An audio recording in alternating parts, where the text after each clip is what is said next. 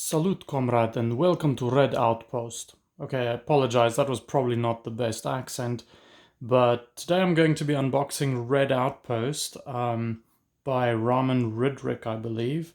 And this game is all about, establishing an alternative colony, communist colony, on a distant planet. So the space race to the moon might have been won by the Americans, but the communists were able to settle a far distant planet. And this game is about building up that whole community, that whole civilization. So this game is published by Imperial Publishing and Lifestyle Board Games. And let's see, it's for ages about 10 and up, 1 to 4 players, and takes roughly 30 to 60 minutes. I think the reason why this appealed to me on Kickstarter is the graphics looked interesting. It looked like almost the what you would expect from like communist propaganda, and so that artwork has always been very interesting to me. A little bit maybe because there is an alternate reality concept to this, almost similar to what you see in Scythe, where they have all of those like Russian factions almost. So both of those things were interesting to me. I got this from Kickstarter, as I mentioned, and this was $35 for the deluxe edition, or what they call Comrade edition. So let's see what's in there, and apologies if my cat disrupts this unboxing, but he would not get off the table. All right, so let's open this up.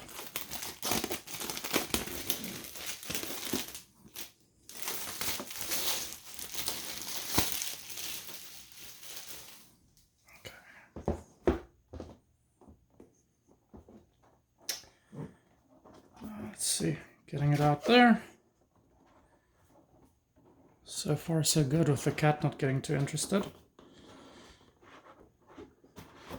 Alright, and I do like this. They did a kind of a whole wraparound print there. You get this magnificent spaceship in that image as well. Alright, let's put that aside. So, first things first, the rule book. I like the way this has been printed. It looks like an old communist file or manuscript almost. And this is set in 1969. Okay, component overview, game setup, turn sequence. So you go through morning, first part of the day, lunch, second half of the day, and evening. So I guess it takes turn throughout a whole day. Following actions that you can take: move a worker, place an influence disc, adjust the mood, and perform the action at the location. That's all in the turn. And then there's more details with some examples in there. That all looks very good. Location descriptions, so what each of these locations do for you. End of a phase, end of a round, and wow, so that's 6 pages. That is basically, including components and setup, that's basically the rules. So this should be fairly easy to learn. And then special cards, so I guess there are some cards that give you extra abilities, and there's a index of those cards. And there is, because there's a 1-player option to it, there is an automated opponent instructions here as well, and what they would do. All right, that's interesting. That's very light reading there. Onto the game board. And I do think I'm really going to enjoy the artwork on this. I would have loved to open it up on the table completely, but with my dear kitten there, that's not going to happen. But let's see. Oh, and this is really cool. They actually have spot highlights on the board, so they actually shine when you tilt the board slightly. Okay, so it looks like there is that might be a victory point track at the top, and they've got all of these different locations. It looks like there's a town hall there with like big effigies of their leaders. That looks almost like a mammoth field with mammoths, or some unusual local creatures on this planet that they've inhabited. There looks like wheat fields there. Another maybe town hall, a big warehouse. That looks like a cafeteria or a canteen. Big old factory. The spaceship, there's a lake, more farming, more construction it seems, and then off on this side of the board, I think this is for the 6 different factions that you can choose from, even though there are only 4 players. This is where you would go and adjust the workers' mood throughout the day, and then down here in the bottom I think is like for the 4 players, the actions that they take when they produce something. I do love the way that this has been illustrated. It does look like there's this bustling little community or civilization that is being built up. It looks very kind of like turn of the 20th century Soviet style almost. That's really cool. I think the other thing that is actually interesting about this is the way that this board is designed. It looks a little bit like Architects of the West Kingdom, where you've got these big round or oval shaped spaces where you can place your workers so that you know what to, where each person's worker is actually located and what they're doing. So that's interesting. It actually feels like there's some familiarity there. All right, so that was the board. I do like the graphics on that. The board is really good quality. And again, it has those spot highlights there. So it actually, I think you can see that in the camera there. They actually kind of shimmer or shine. Okay, let's move on to the components. So they have these like amber crystals as part of what you can mine. Those are pretty standard. Let's look at these. Okay, these look pretty interesting. So they've got like a little Soviet hammer and sickle and the star. And I think these are the mood trackers. But there's definitely these in different colors, and so I think there's one for each player. Let's see what else we have in here. This is just a big old jumbled bag of everything. That might be a bit challenging to get a copy of everything. This looks like it's wheat. These look very similar to, I think, the ones that you get in Scythe when you have the standard edition. I don't know what these would be. They could be sheep. They don't look like they might be mutated sheep. Not really much to discern there. These are probably just markers for tracking progress as well. These are what I think are cool. So each one of the little factions has its own little meeple, so you know exactly where it is on the board. This guy is cool. He's got like a little star that you can see right through in his hat. I like that. Let's get the rest of them. This seems to be like a lady with a suitcase. Also really well done. I like those. They're nice and chunky. They're easy to pick up. There's a lady with a scythe. Harvester. That's cool. Let's get through all of those. I think these are probably the more interesting parts to look at. A fisherman. These are all really well done. I do love these. 2 more, I think. 2 more. There's a lady with a big, I guess like a speaker, almost like she's announcing something. That's cool. And if I can find the last one, oh wait, till then, a little fish meeples. Guess that's another resource that you can mine. Where in this bag is that last? There we go. It's black. That's why it was hard to find. And a coal miner. That's cool. Also, again, you can see right through that little shape in the head. These are really, really beautifully done.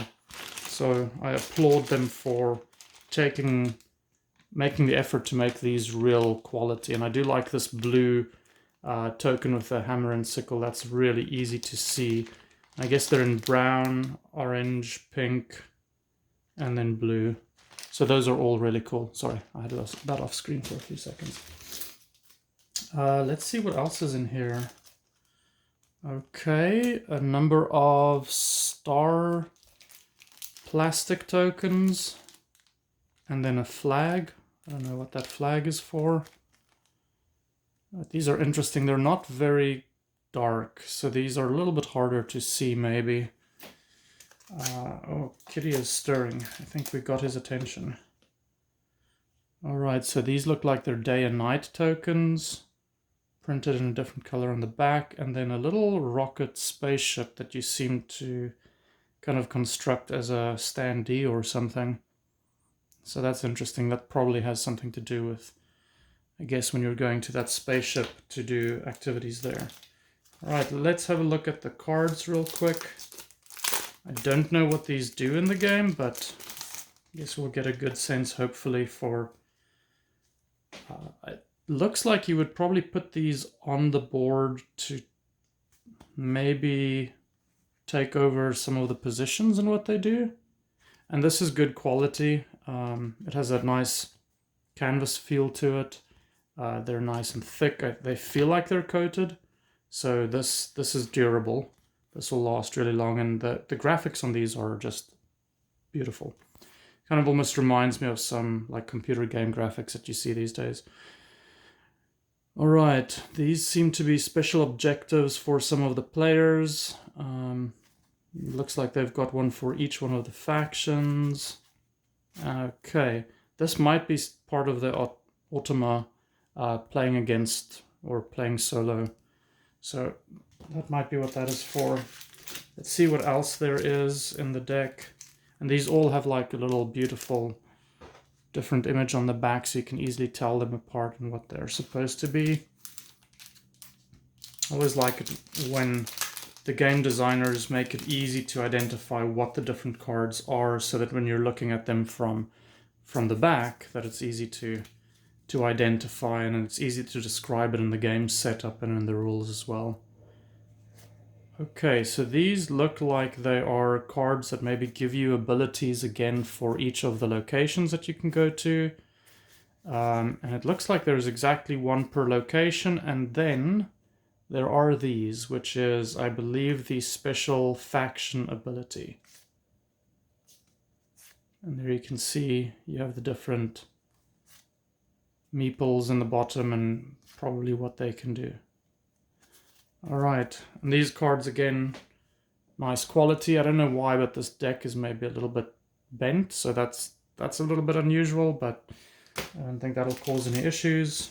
And then last is this tiny little deck here, which we can probably go through really quickly, but this looks like it is maybe for the solo play as well. Because right at the front, it has these rules for solo play. And let's see, on the back, these have like the little spaceship. There are others, the little fishing. Oh, actually, there were spaces on the board for these. So I guess when you go to that space, you draft a card and it does something for you. So, sorry. I guess if you can see that better. That's what they look like. Okay. Yeah, it seems like they give you the ability to do something, but it may be the different locations, because these locations are all different from card to card. That's interesting. I'll definitely want to read through the rules to understand what that is. These seem like you're unlucky when you go out fishing. You don't get anything. This looks like it's a resource of your choice. Okay, interesting. All right. Well, that is it. That's the full overview of the components. Like I said, the rules seem like they're pretty light. There's definitely not an overabundance of components, so it should be pretty easy to manage. It's not too fiddly. I'm looking forward to playing this and trying it out. And it seems like I put my cat to sleep, which is good. At least he did not interfere with our proceedings. Well, thank you very much. If you enjoyed this unboxing video, please subscribe to my channel, give this video a like. That always helps me to understand what content to create. And if you've got any questions about the game or have any thoughts, if you've played the game, please drop me a comment in the comment section. Thank you very much. Goodbye.